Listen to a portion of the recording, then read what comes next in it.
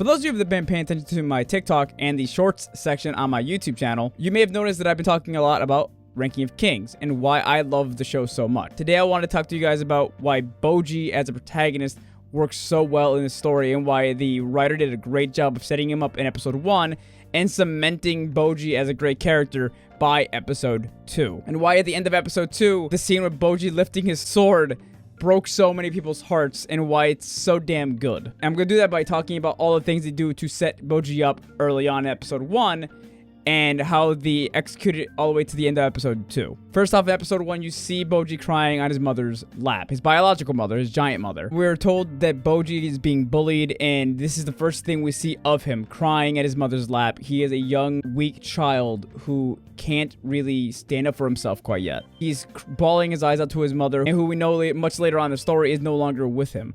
And then we see Bojji make a promise to his mother that he will become the greatest king in all the world. This is instantly letting you know where Bojji's head is at when it comes to his life. Has to persevere. He needs to push forward. He needs to go through all of this ugliness. And this is set up early on for stuff that happens later on in episode 1 where he is in his room crying and Kage's talking about the fact that he's putting on a strong face. This is one of the bigger reasons why Bojji tries to stay strong, because he promised his mother, and since she's no longer with him, it makes that promise even stronger. Also, the fact that Bojji's like the cutest little goddamn thing in the world helps audience members love Bojji a lot more.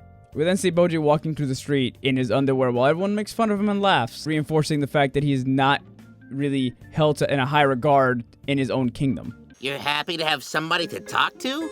And that's really all it takes to make you smile, huh? The relationship between Kage and Bojji is actually very interesting early on. Bojji is willing to let Kage rob him constantly just to be able to have a conversation with someone. Just to be able to like interact with someone. Bojji's very, very lonely. And that's all Bojji cares about, is having someone to talk to right now. He's still very willing to talk about his dreams, his aspirations of being the greatest king in the world, which Kage mocks and belittles. And we see how Bojji responds to this by implying that he still wants to do it, even though it's going to be very, very difficult for him. He shows an insane amount of determination in this moment where he just looks so ready to like prove him wrong. And I love this scene because it lets you know immediately this kid is not gonna back down. When Bojji's going back to the city, we see even more of people ridiculing him and kids just essentially trying to communicate with him, and he can't communicate with them, and it's very hard to watch, honestly. He's blushing, he's nervous, he's scared, and kids are being mean to him. And none of them know that he can read lips at this point. So he has to play like he can't understand them on purpose, because he can't communicate to them that he can understand. Then we see him dealing with his mother and how she says something that is really heartbreaking to Bojji. Clearly, this boy is not fit to be a king. And Bojji hearing this from his stepmother is the only thing that really hurts him, because she doesn't even believe in Bojji whatsoever. And that's all Bojji wants, is for someone to believe in him.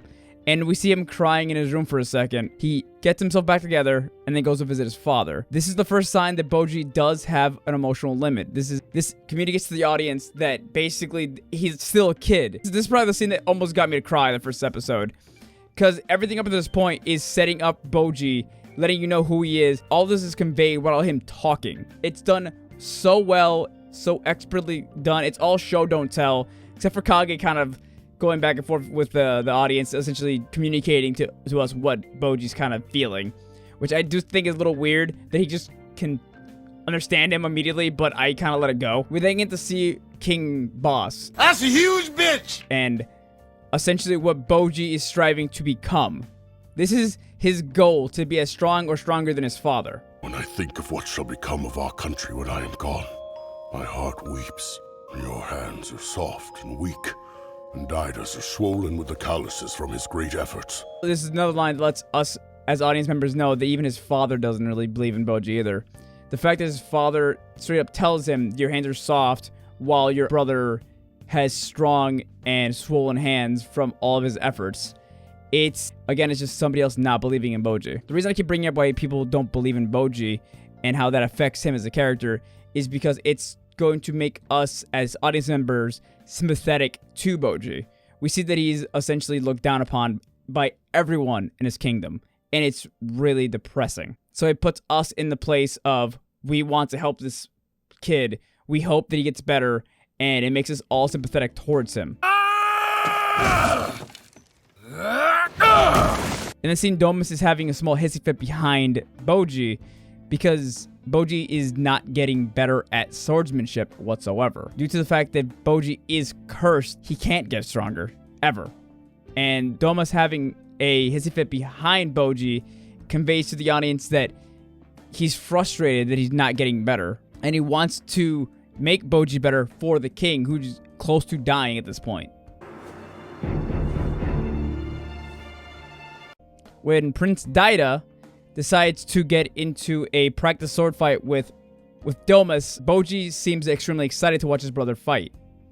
Matter of fact, he seems really happy that his brother's actually pretty strong. After his brother loses in the sword fight, Boji comes up behind him and actually looks very concerned for his brother. This lets us as the audience member know that Boji is compassionate. He worries about other people. He's not jealous of his brother. He is happy for his brother, but he's still willing to feel bad for him because he didn't get to win the fight. He also realizes that Domus wants to train his brother and is worried about the fact that he's not living up to expectations. So he challenges his brother to a duel himself. We then get to see that Boji does have one really good skill: dodging. He's very athletic in dodging, which was implied earlier on in the show that he's very, very quick on his feet. Sir, that's like a 50-foot vertical fucking wall! This catches everyone off guard and makes Boji look really awesome to the audience members. However, in the next episode, it all goes downhill. After this big high of Boji being able to dodge and look cool, the rug is pulled from under us, and now Boji is on the back foot because he's not fighting conventionally like an air quotes king, which means he's not trying to overpower his opponent with physical strength and fighting his opponent head on. He has to stop dodging, and his brother takes advantage and breaks his arms and his legs. I don't need to really tell you why this is bullshit. Obviously, most audience members are going to be enraged by the fact that Boji was put in a position where he has no choice but to lose. They forced him to not play to his strengths anymore, which was unfair, which makes us as audience members love him more because now we want to protect him. We see how much the world is against this kid to the point where even if he's winning, he still loses. Due to the fact that he was dodging so much, the crowd around him says that he's fighting unfairly, cheaply, not like a king, which is so absurdly stupid. And this all culminates in this one scene where Boji is covered in wounds and has broken bones, falls out of his bed to pick up his sword. He can't even lift his own sword. And for most audience members, this broke them. I cried my eyes out when this first happened. And I think this was this moment that really sealed the deal for us.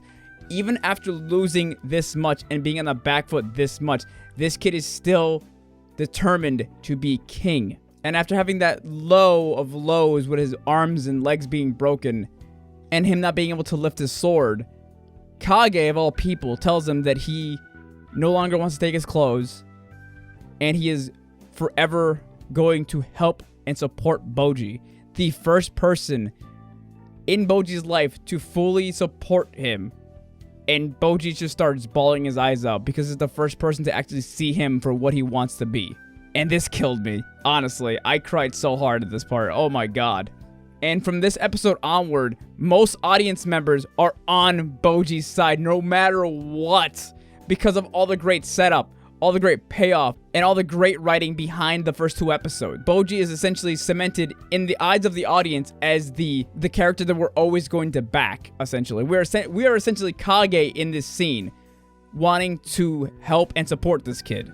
The show does this so well and beautifully through the first two episodes. If you have not watched Ranking of Kings, I highly recommend it. It's a great, fantastic story, and I absolutely in love with it. I want to talk about more Ranking of Kings, so if you guys want to see more stuff like this, let me know in the comments down below. Check out my TikTok, Twitch, Instagram, all that stuff. I'll see you guys later. Bye!